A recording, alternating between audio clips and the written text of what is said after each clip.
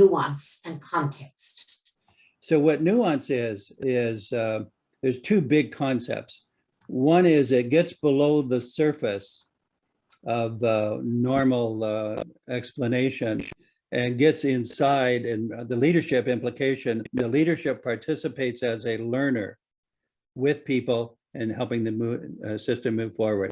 So the single distinguishing factor, for starters, one of two, so I should say the duo, is that these leaders are participators in the context and they're learners. And so one of the books made a nice distinction between a leader as apprentice and a leader as an expert. So they said most leaders should be both. And so this now gets us to context. And the big breakthrough in nuance, although I'm sure people have said it in different ways, but I think the big one is that effective leadership is always contextual literacy. Contextual literacy is the leader understanding the culture in the context in which they are leading. And so we said every time you change a job as leader, you become de-skilled to a certain part because you can't be skilled in the new context. Sure. By snap of a finger.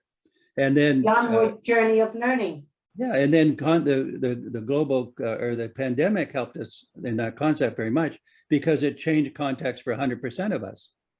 So now we have contextual literacy for 100%, new contextual literacy, but it's always there for reasons that we change positions or society changes in some fact. And if society is changing, it means the context is changing. So I think if we got all leaders to be sensitive to those two pieces, one is I have to be a learner because I won't be able to work with a given culture or situation unless I'm a learner, because I have to know them and be influenced by them and vice versa. And the second is I have to be humble enough to know that I have to learn contextual literacy over and over and over again.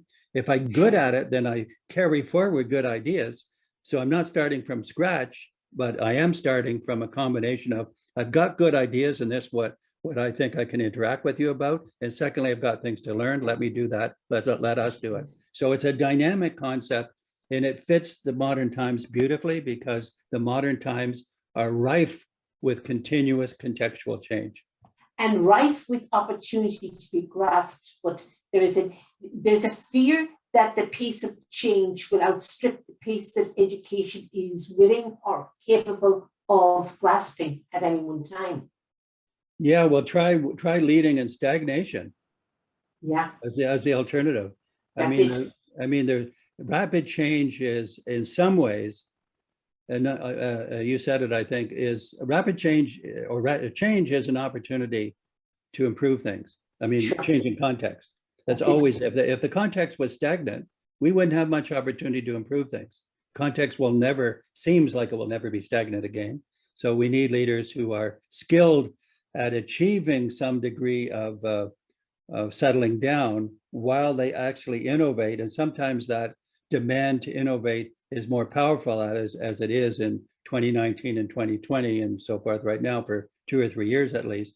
But that's dynamic change is a leader's best friend.